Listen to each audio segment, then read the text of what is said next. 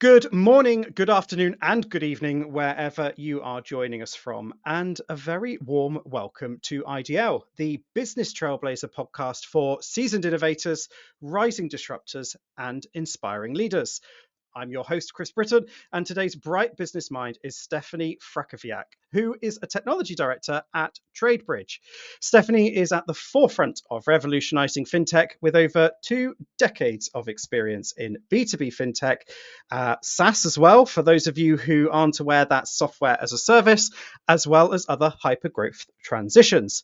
Stephanie's leadership in scaling TradeBridge's cutting-edge financial solutions across multiple markets is transforming how businesses have access to working capital and also automate their processes.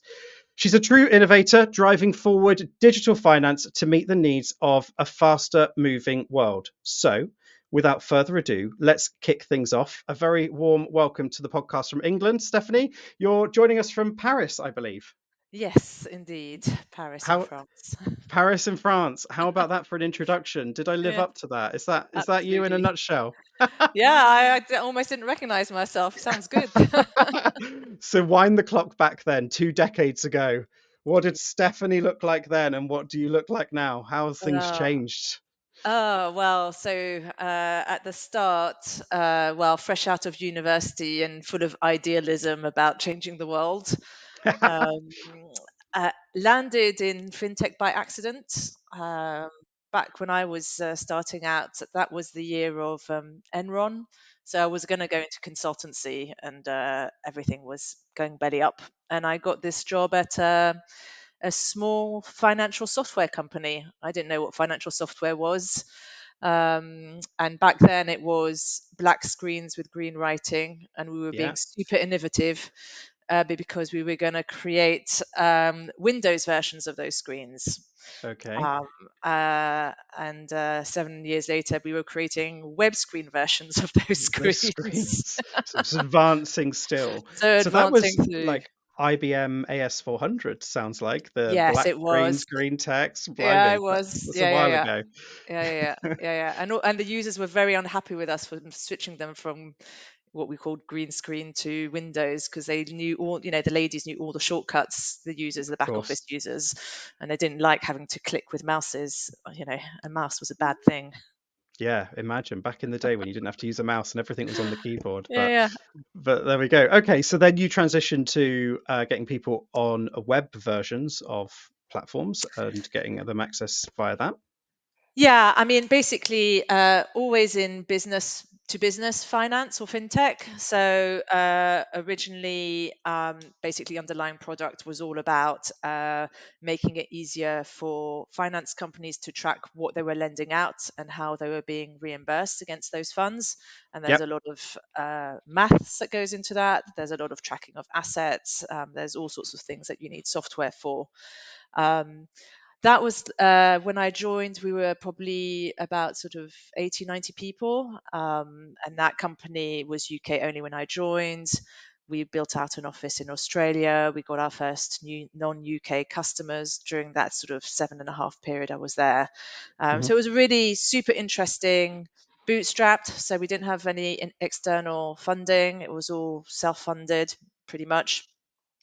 Um, but like all ambitious undergrads or grads, I was thinking, oh, there's got to be more to life than fintech, or there's got to be more light to life than leasing, which is what it was back then. Yeah.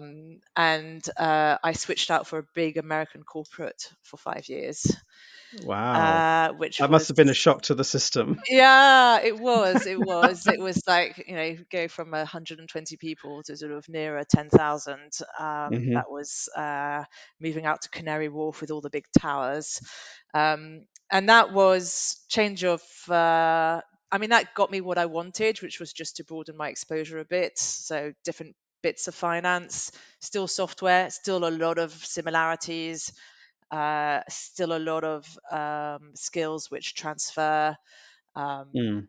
and that was a lot of international exposure. So I really wanted that. I already had in the back of my mind I wanted to move to France. Hmm. And so that gave me that kind of international experience, like globally. That was a brilliant experience, really good, Hmm. across lots of different products with teams of all sizes, shapes, ages, Wow. Yeah. countries. Really great. And then I got sucked into the startup world. Basically, I got a message on LinkedIn saying, "Hey, you've never heard of us. What do you think about speaking to us and seeing whether you'd want to come and join us on this journey?" And that was nothing to do with fintech. That was Okay. tech. That Yeah. was tech. That Hmm. was martech, so Yeah. marketing technology, Hmm. social media, and all that. And I thought, well, why not? An Wow. opportunity like that doesn't come up very often. So that was the beginning of like a 3.5 year journey in sort of that startup scale up space. Hmm. And So which do you really, prefer, just out of interest on that? The corporate, the startup, that flexibility? What's your preference? I prefer the smaller. You have more Yeah. personal impact. I Hmm. mean, you can have more personal impact in large corporates once you get more senior. Yeah. And I would say some of the rigor that I learned at the large corporate has been really, really useful and helpful in that scale up startup set. So, Phase. Yeah. Mm. I think diversity of experience is great, but I think startup scale up is a pace of work and a style of work which is very, very specific and particular, and won't suit everyone. And Yeah, everyone absolutely. thinks it's sexy and ooh, startup. Um, but it requires a lot of thinking on your feet. Sorry, a lot of Thinking on your teeth. That's a teeth. new one. Think on your teeth. Yes, thinking on your feet. And dealing with stress and competing priorities and having to do a million things at once, and it's great, it's thrilling, but long term, my god, it's takes it out of you. I can well imagine. I can well imagine. So you were at the Martech company Yeah. for a few years, and then where did you move on to? So then, when I left that, I had in my head that maybe I'd try and start up something myself. I got a bit of a taste for the entrepreneurship side of things. Um, and I basically got picked up by an incubator in Paris called Station F, which is essentially they bring lots of people. The incubator itself was called Entrepreneur First, but we were based out of Station F, and there we were given free rein to sort of bounce around ideas, try to find co-founders, um, try to build something from the ground up. Hmm. And I very quickly realized that actually I like working with a team, and that solo period for me, uh, I was an experience that I would prefer not to repeat. Oh wow. Okay. I felt that actually, I've done team sports my whole life, and my whole life has been about being a team player. And when you're on your own and you're having to build consensus around you, build all sorts of ecosystems around you, sort of be a driving force. It's a lot on one pair of shoulders. And I think founders who go solo, or even just two of them, I admire them, because it is bloody hard. It It's is. really hard. There's nobody to rely on except for yourself for a very long time. Um, And I'm so pleased you said that because we yeah, like to raise controversial opinions on here. yeah. And I think going back to the conversation I had the other day is that being a CEO and a founder in the media and TV and things like that is very glamorized. It's very like going out for client dinners, and it's very all every, but actually you're wearing 7,000 hats and you're trying to jump from one thing to the next. And like you said, it's lonely. It's really bloody lonely. Yeah, yeah. It's lonely, and I'd say not just for founders, but for anyone who's in a sort of a, as you say, a CEO position. So, Mm. having done that sort of solo startup experience for about 6 months, I was like, okay, no, this is not for me. And I was lucky enough that through my network, I picked up this role at TradeBridge. So at TradeBridge, when I originally came in, they were thinking about building out an office in France. And me being in France and me being someone that they trusted, they asked me to look into it. So I looked into it and I was like, yes, that's a great idea. And then we embarked on that journey. And there, although I did have a team around me because the entire TradeBridge business was behind me in terms of building out the business in France, I found myself back in that situation where there were a lot of decisions resting on my shoulders. I was having to figure stuff out as I went, which I totally enjoy. But when Hmm. you're on your own, can be a little bit hard. And you package that up with trying to get regulated, because in France you have to be regulated to do the business we do. COVID hitting at the same time, doing everything remotely. I kind of really felt for it, made me very aware that you when you're not at the top, it's a much less lonely place, and being at the top is not for the faint-hearted. No, it is. That's Yeah. very interesting you say Mm. that. So, TradeBridge, Yeah. what is it they do and what's your involvement there? Let's set the scene and then we can take the Okay. conversation from there. Yeah. So TradeBridge is so I guess it classifies as a fintech. It's finance led with a self-developed technology platform. So we've built our own technology. And what TradeBridge do for our customers are businesses. They tend to be what in the UK we call SMEs, which is small to medium sized enterprises. Hmm. And what we do is we go out and we identify ecosystems of those sort of small to medium sized businesses. And we offer up a specialized sort of working capital finance product for those kinds of businesses, which we feel we're able to understand sufficiently to provide a product that is useful, but also we understand sufficiently so that we can underwrite the risk, so that we know who we're lending to, Hmm. and we don't lose our shirts sort of lending to businesses that can't pay us back. Of Um, course. and sort of so the technology side of that is basically all of the know your customer, Hmm. uh, monitor your customer, so monitoring sort of all the risks that's associated with that.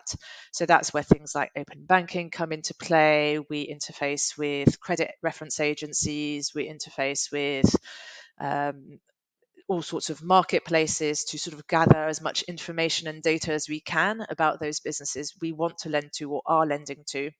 Hmm.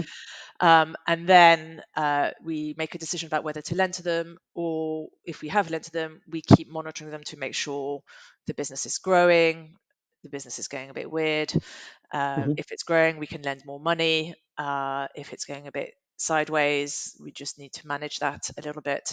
And so that all that technology platform that underlies that has been built by TradeBridge, and is constantly evolving as we look at new markets, new ecosystems, and as we try and leverage some of the new technology that's coming out there, that's out there, that we're all trying to sort of hook into and use data to sort of suck in and drive our business. So data is the buzzword by far. I mean, everyone Yeah, talks about data, but yeah, I suppose it's what you do with data that is where the yeah. value comes from. So the technology there at TradeBridge, what is it actually doing? Are you trying to reduce the risk? Are you trying to expedite the decision-making process? How is the technology actually being used day to day? So the front end of it is there's two things. One is let's make it easier and more palatable for a potential customer to access funding. So that's all about screens, that's all about flows, that's all about helping a customer through their journey. Hmm. And then there's the back end side, which is how do we get data in a painless way? And then what do we do with that data? So we use that data, we transform that data through a number of calculations and algorithms that have been built up over the years to help us score our customers. So to Hmm. say, this is a customer we want to lend to, or we don't want to lend to, Yeah. this is how much we're willing to lend to them. So that's all sort of calculating it through our system and through all the configuration and the algorithms that have gone into the system.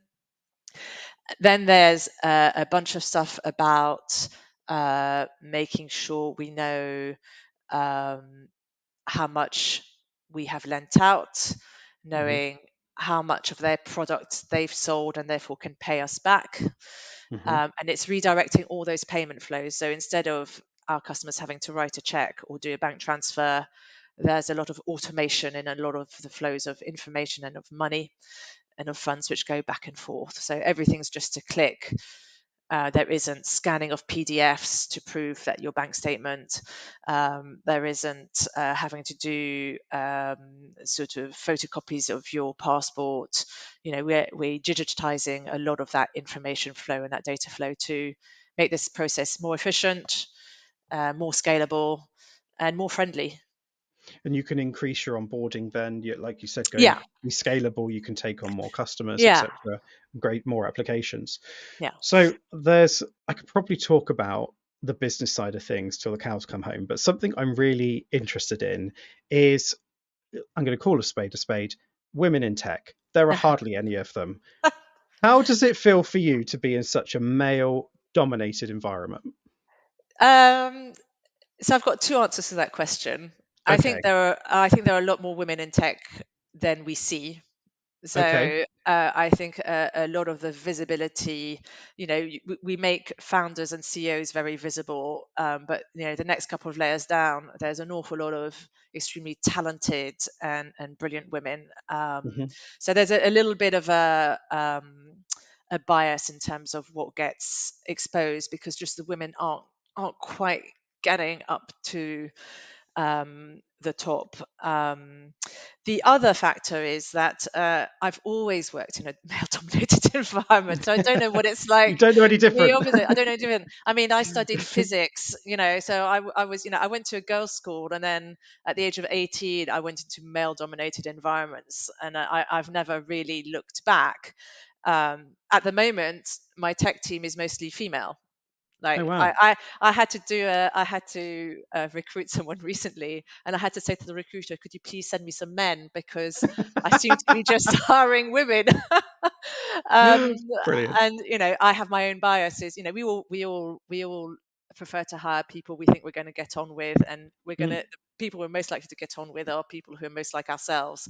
So Yeah. you kind of have to be quite vigilant on that in terms of trying to get that distribution of age, gender, and all the rest of it. But by and large, I think of all my bosses, half have been female, half male through Right. my career in 25 Yeah. years. You Yeah. know, I think the industry is improving. So when I started in tech, it felt like it was quite egalitarian. Then we entered the world of very hyped startups. Hmm. So then it became the bro culture came in, Yeah. Yeah. and Massively. Yeah. massively. So I joined before the bro culture started. Bro Hmm. culture I felt was a real step backwards for women in tech. It closed a lot of avenues into more interesting or more companies or more senior positions. And a lot And of I that think is that still exists in sales to a degree. Just to interject there, I think that it's yeah, still there in some industries yeah. within sales teams, and that hype, that real, I don't really know the right word to articulate it, but that culture as a whole still does exist to a degree. Yeah, it does. I mean, again, I think, yes, I think there is a bias to personalities who are quite assertive and Hmm. go-getting. Yeah. And as a female, you're not generally encouraged to be assertive and go-getting. You tend to be Hmm. labeled bossy or a pain in the ass. when and you kind of have to develop quite a thick skin, which I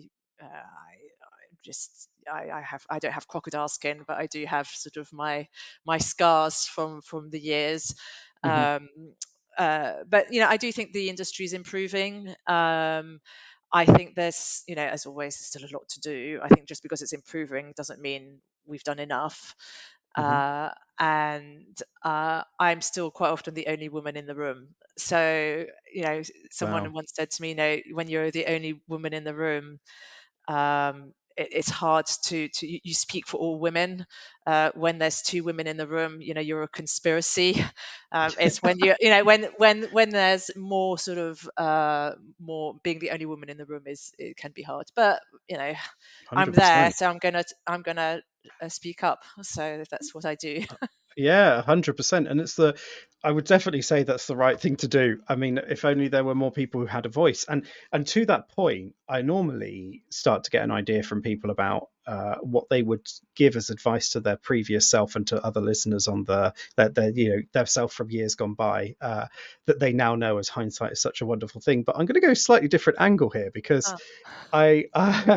I'll ask you that question if you really want me to, but the angle I'm actually gonna go at is more what advice you would give to women who are not only trying to become a founder or a business leader or whatever the angle that they're going for, but equally if they're trying to get seen in the company they're in, and they're trying to go up those ranks that you mentioned just now, and trying to get visible at the top.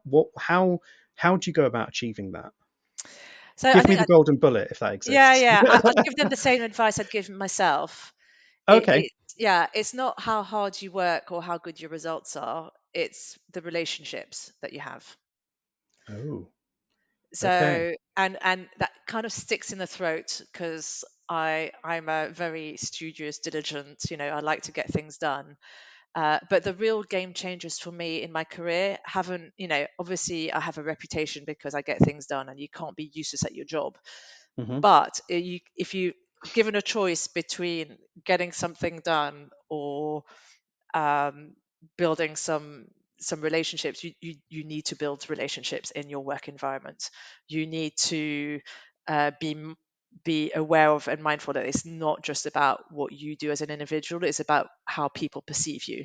How people perceive you is 70% of what influences whether you're going to get promoted, whether you're going to be tapped up for a job in another company, whether when people have moved on to different organizations, whether they think, oh, I need someone like this. Oh, I remember Steph from way back when I worked with her 8 years ago. If you're Hmm. just doing your job, if you not just doing your job, but if you're just good at what you do, if you're good at what you do, people remember you're good at what you do. But if you haven't built a relationship, then you won't have that contact, which means that they'll be reaching out to you. 100%. So a caveat question to that then. Yeah, Do you think, as your personal brand, because that comes back to relationships in the yeah. workplace, so your personal brand, do you think that should come naturally, or is that something that should be predetermined, or that you're working towards for this profile, as it were? Oh, so my gut says it should be natural because otherwise it doesn't really land. But the pragmatist in me knows that I behave in a different way at work than I do in my personal environment. There are Mm. parts of you that you have to maybe emphasize more in a work environment, or Hmm. diminish a bit than in a personal situation. Um, you can be an open, transparent person in your personal life and your personal relationships. um, at work, there are a lot of dynamics flowing around, and I think you do have to be considered and measured about which parts of you reveal. You Not to feel, say yeah. you become a drone, and not to say that you should blend into a grey background, uh, but being more mindful and aware of the other people who are around you, who aren't around you because they're your friends or your family. They're around you because you happen to work for the same company, and that just Yeah. changes the dynamics. Absolutely. There you go. I like to ask a question that gets people to think twice, and that definitely got you to think before you answered it. I do like that. Stephanie, I really do appreciate you taking the time out. I'm going to do that bit again. Stephanie, I really do appreciate you taking the time out to join this podcast today. So thank you very, very much. And for those of you who would like to connect with Stephanie, please do. Her LinkedIn details are at the bottom of the episode, and the IDL podcast website, which is idlpodcast.com. So please do connect with Stephanie via LinkedIn. Thank you very Okay. much once again, Stephanie. I really do appreciate you joining the podcast. And thank you again for all of our listeners for joining. We'll see you on the next episode. Goodbye for now. Thanks, Chris. Bye. Thank you.